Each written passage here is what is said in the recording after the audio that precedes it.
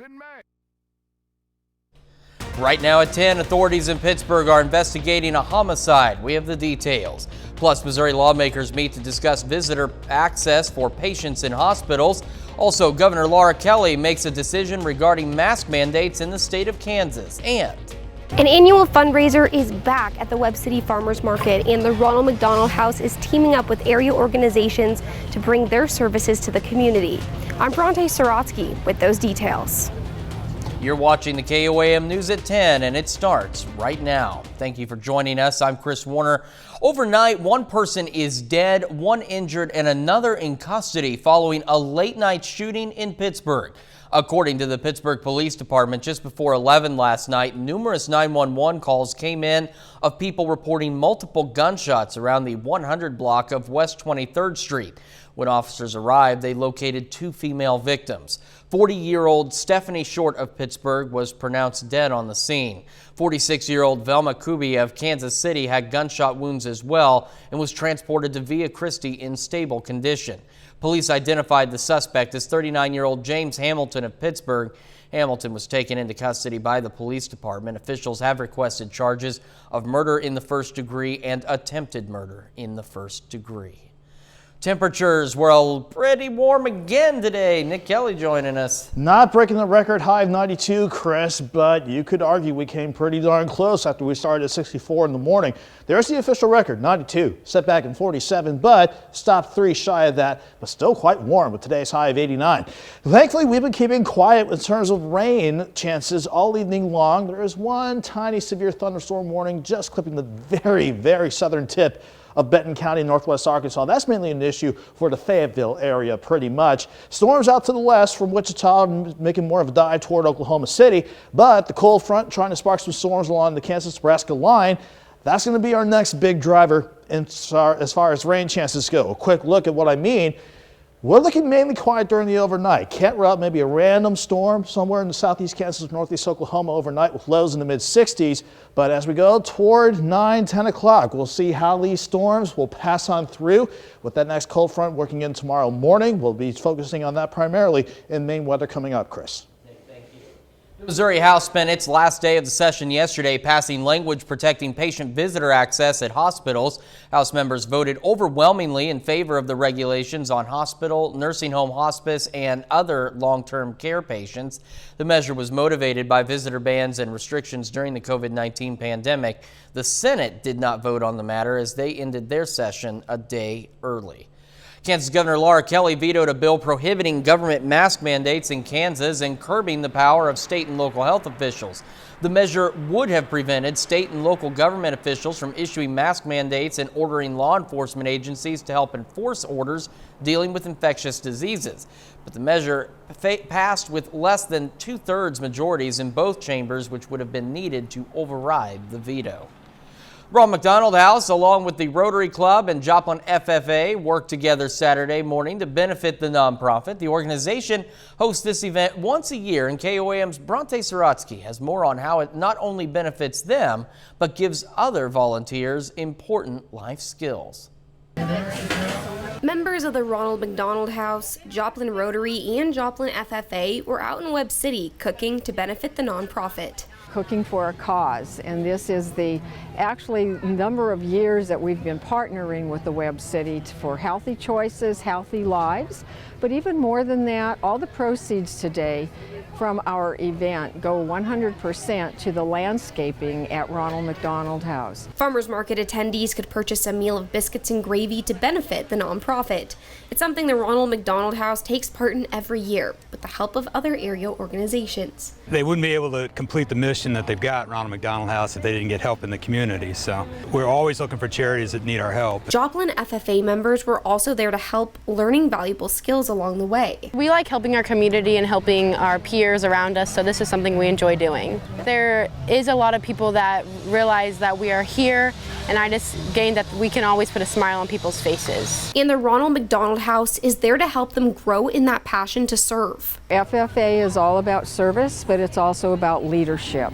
And that servant leadership is what Ronald McDonald House really fosters and develops. So as they grow and become the young people and the adults that they're going to be, we really look at FFA working with us. FFA members say they learn lessons in helping their community. It helps us help our community and know that we are here no matter the circumstances that there is. In Webb City, Bronte Sorotsky, KOAM News. Money raised will go towards the beautification of the Ronald McDonald House. Well, Joplin Humane Society hosted its second annual Fast and Furriest Drift 5K and Fun Run today. Runners of all ages, human and dog, lined up at the starting line today to raise money for the Humane Society. Vendors also gathered to show their support for the race by having goodies for the dogs. And whether people walked, ran, or pushed strollers, everyone had a good time supporting the community. Spring especially is really busy at the shelter and every dollar counts. So events like this today make it so we're able to care for the thousands of homeless pets that are in our area. With this year's Fast and Furriest Drift, Joplin Humane Society was able to raise close to $10,000 to help homeless pets in the area. Jasper County Sheriff's Office hosted a Community Safety Day today. The Sheriff's Office wants the community to learn more about what they do day to day to keep the community safe. K-9 units and SWAT held demonstrations to show what they go through while in the field. Many local vendors came to showcase what they had to offer to the community. There you saw for a moment a shooting demo, which was held inside to practice shooting at targets. And of course, nothing was complete on this hot day until you had some food. So they had some popcorn, hamburgers, and the best part for today, some snow cones that were available for the public. Anytime that we are able to relate well to the community, and through the forms of just interactions like this, I think they understand a little better about what we do and can appreciate some of the struggles that we have from time to time, as well as just understand some of the things that we do to serve them in this way. This is the 10th year that Jasper County hosted Community Safety Day. Well, the Barber Lounge in Carthage hosted its first annual Battle of the Beards, and the beard battle was only part of the fun. There was also free inflatables, food trucks, raffles, and a whole lot more. There were multiple categories for bearded folk based on length and style, and the winner in each category received beard and grooming products, gift certificates, and each first place winner received a trophy. There was one overall grand champion who won a grand champion trophy, a 12-gauge shotgun, and free beard grooming for a year. Now, something we brought up to you last week, and we're bringing it up to you again. We'll remind you again tomorrow. Just make sure you don't forget. Weather permitting, tomorrow, 4-staters, you're going to be treated to a lunar eclipse, a total lunar eclipse tomorrow night. According to the site timeandday.com, in Joplin, the eclipse should begin around 8:32 Sunday evening, and the total eclipse will start at 10:29 and reach its peak at 11:11. And we take this time now to honor one of our many 4-state heroes. Alan Minzer served in the Army in Vietnam, his hometown, Cherryvale. We're proud to recognize Alan Minzer, tonight's 4-state hero, and of course, learn more about other heroes and nominate one of your own. You can do that at KOAMNewsNow.com. After the break, Russia has said it would cut off electricity to Finland starting today as it claims the country has not paid. Plus, thousands of pro-abortion rights protesters march in Washington. I'm Steve Dorsey on the National Mall with their message coming up. take a look at this. It's our tower camera sponsored by R.E. Smith Construction. This is as work continues on the KOAM More Power project. This is a big project. It's very important. You can learn more about it at KOAMNewsNow.com/power. Russia has said it would cut off electricity to Finland starting today as it claims the country hasn't paid. Rayo Nordic, a subsidiary of Rayo, said it will stop exporting electricity to Finland without providing specifics amid larger tensions across Europe beset by the Russia-Ukraine war. Now, this situation is exceptional and happened for the first time in over 20 years of our trading history, according to Rayo Nordic. Russia is looking to cut gas supplies to Finland amid their NATO bid, and electrical services account for 10% of the country's total consumption. And the foreign minister of NATO countries arrived in Berlin to attend an informal meeting today with Finland as a special guest. The NATO leaders were expected to discuss efforts by Finland and Sweden to join the military alliance. They also plan to address concerns about the threat from Russia, as well as ways in which NATO can support Ukraine without being drawn into the conflict. Finland has officially informed Russia that it wants to join NATO. 17 people were injured and 10 people were arrested in mass shootings in Milwaukee's Water Street Bar district Friday night. This happened shortly after 11. Police say all the victims are between the ages of 15 and 47, and they're all expected to survive. Investigators recovered 9 firearms. This was the third shooting incident in the downtown area in a matter of hours. There was a separate shooting at the Bar District 40 minutes prior to this one, and another outside of a Milwaukee Bucks playoff game. Police are investigating all 3 shootings. Thousands of protesters organized Saturday to voice outrage over the possibility the Supreme Court may be about to overturn the constitutional right to an abortion. CBS News correspondent Steve Dorsey is in Washington, the site of one of dozens of rallies nationwide. My body, my choice. From New York to Los Angeles, from Chicago to Fort Worth, Texas, and all the way to the Supreme Court, thousands took to the streets across the U.S. Saturday to rally for abortion rights. We're fighting back to take control of these rights. And the thing is that so many people who I know, everyday people, they feel scared, they feel helpless. Clinics are already reporting that the right wing is protesting and making it harder for people to get access to an abortion. Demonstrators in the nation's capital marched from the Washington Monument to the Supreme Court. This is ridiculous. You can't have 13-year-olds having babies because the Supreme Court says that's okay. A security fence went up around the court after the leak of a majority draft opinion indicating the justices are poised to overturn Roe v. Wade. If the Supreme Court acts as it plans and takes a sledgehammer to the constitutional right for an abortion, it will be ignoring its own precedent and the majority of what this country wants. This small group of counter-demonstrators behind me here at the Supreme Court call it a human rights issue as they prepare to celebrate a long-awaited and possibly historic decision for them. I think it's wrong to say, hey, that person's different, that person's too young, that person is 2 cells, they're not a human being yet, when scientifically, yes, they are. They are a life at conception. If the court strikes down Roe v. Wade, about half the states are expected to ban abortion outright. Protesters are looking to carry the energy of Saturday's rallies into November's midterm elections. Steve Dorsey, CBS News, Washington. This week, Senate Democrats failed to gather enough support to codify Roe v. Wade into nationwide law in case the Supreme Court overturns it. Later, it's graduation weekend for thousands of college students, but Sunday will be an extra special day for one NFL Hall of Famer. But first, we're mainly quiet tonight, but thunderstorms will really ramp up tomorrow. We'll break it down next.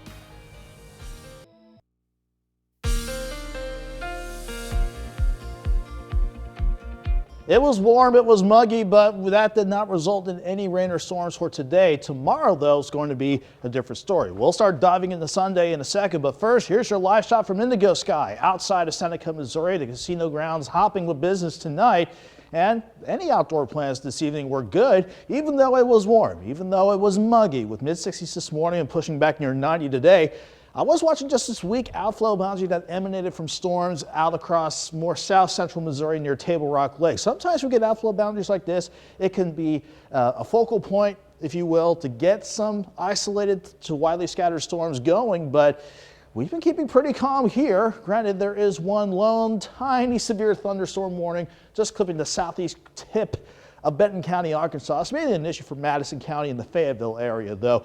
I have been keeping an eye on other storms, though. For example, the storms that fired up in southwestern Kansas, they're falling apart as they dove more toward Enid and closer to the Oklahoma City metro. But the storms that have been firing up and trying to congeal into some structure, if you will, north of I-70 on the Kansas side, that's running along our next cold front. That's what's going to be our main weather driver tomorrow.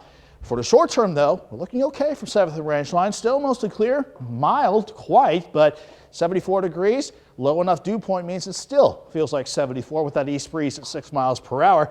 We're seeing more lower to middle 70s now across the area while we wait for our next storm system to roll on in. But again, any storms out across the region this evening were staying away from us. But here's that very cold front knocking on the door across the Kansas-Nebraska line. Couple that with this main upper level low near Winnipeg, pushing some upper level energy to push that front through. This is going to be something we'll watch closely starting tomorrow morning, because that'll bring a low to elevated severe threat from as early as 10 to 11 o'clock in the morning, potentially until 7 o'clock tomorrow evening. Main threats here, large hail, high wind, heavy rain, tornado threat. We're keeping that fairly low, but something Doug and I are watching closely. And with the way things are trending, it's worth showing you how tomorrow will play out. Any storms out there west of the area and far to the east, not an issue for us. Maybe a random shower storm on the Kansas and Oklahoma side, but mainly dry for the overnight as lows dip back into the mid-60s. But here is the approaching cold front.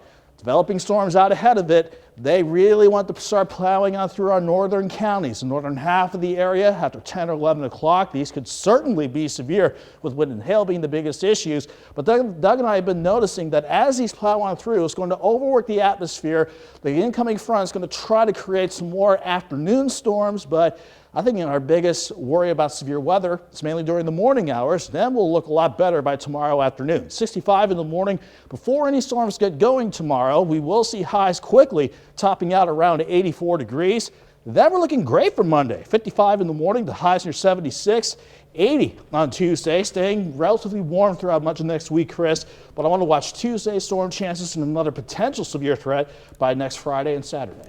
Certainly an active week, but it is severe weather season, so it's that time of year. Yeah, that time of year to stay on top of it, and we'll do exactly that. Nick, thank you so much. Journey Sports Crowder softball has a chance to advance to the national championship today. Yeah, and Rough Riders baseball looking to keep their postseason alive as well. They fight for the Region 16 title today. Plus, the Neosho Wildcats aim for their first district tournament win since 2017. Highlights next.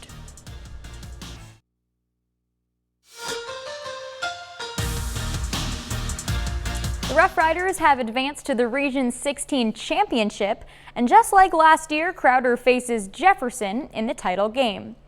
It's a double elimination bracket, so if Crowder wins, they win it all. If Jefferson wins, they will play a second game. Top of the third, Matt Shark goes deep to left center.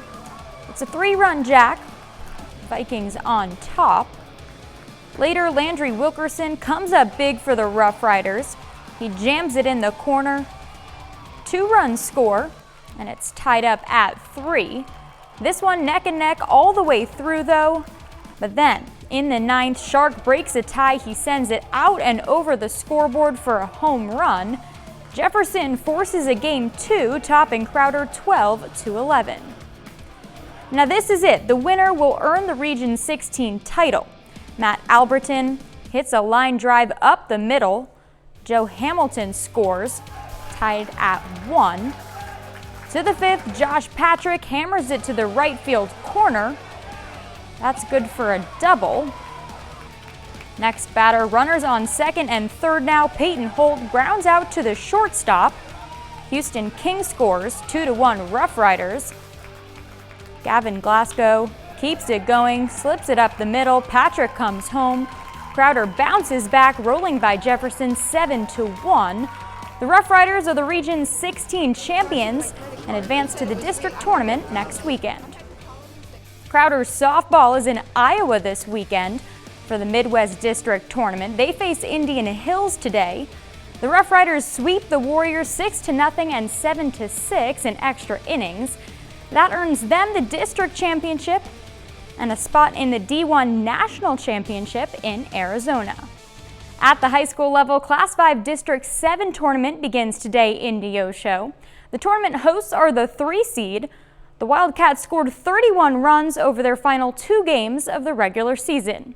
So Neosho aims to stay hot, taking on Pembroke Hill in the quarterfinal round. We'll pick it up in the top of the 4th. Spencer Hendren puts one through the left side. Philip McMillan rounds third and slides into home. Raiders take their first lead, but not for long. Eli Czar reaches and gets a piece. River Brill scores to tie it. Then Wyatt Shadwick hits it high and deep to the back fence. Reese Miller scores easily off the triple. Wildcats back on top. In the 6th, Czar gets another base hit. Carson Williams comes home. Neosho tops Pembroke Hill 9-7 for their first district win since 2017. It's all about our players. I've got a great group of juniors, great group of seniors, a couple sophomores that are really good, and they just grind. They work hard every day in practice. They do whatever I ask them to do. They show up early, they stay late. I mean, that's just the kind of kids we have this year, and that's why we're able to turn it around so much from last year. Webb City enters the tournament as the 2 seed facing Grandview. It's a dominating win for the Cardinals. They take care of the Bulldogs in 3 innings, 16-0 the final. So it will be Neosho against Webb City in one of the semifinals. That game is set for Monday at 4 p.m. On the other side of the bracket, Carl Junction tops Raytown South 7-2 this morning. And in the final quarterfinal game of the day, 1-seeded McDonald County cruises to the semifinals with a 15-0 shutout win over Ruskin. We're back after this. It's graduation weekend for thousands of college students, but Sunday will be extra special for one NFL Hall of Famer. Pittsburgh Steelers legend Jerome Bettis will finally be getting his college degree 28 years after he left school for the NFL. Bettis was able to go pro after just 3 years at Notre Dame, but he has always promised his mother he would get his degree. Now a 50-year-old father, the player nicknamed as the Bus, says he realizes how important that diploma really is. The business major says he has also enjoyed spending time back on campus to see what he missed his senior year almost 3 decades ago. And he will cap that experience off when he walks across the stage in Notre Dame Stadium to receive his diploma. So that's just a reminder, it is never too late to go back to college and finish that degree if you certainly need to. So, and also to keep your promise to your mother. That's what I was thinking. That is the most important part. So, and it's good to see that he is doing that. Yeah. A little bit of a promise from Nick Kelly. We may see a little bit of rain tomorrow. Yeah, and even some strong to severe storms, certainly by late tomorrow morning into early tomorrow afternoon. Doug and I will keep a close eye on that. That's why we have the alert day up. But before the storms get in, we should be quite warm with highs in the lower 80s. I'm thinking 84 for Joplin tomorrow. Nick, thank you. Danny, final check in sports. Yeah, 4 out of the 8 teams in that Class 5 District 7 tournament were local. All 4 of them advanced today, so I'd say that's pretty good. Our local teams, though, are always great. So, guys, thank you so much. That's our time for now. We'll see you back here tomorrow night, and thanks for making us part of your night.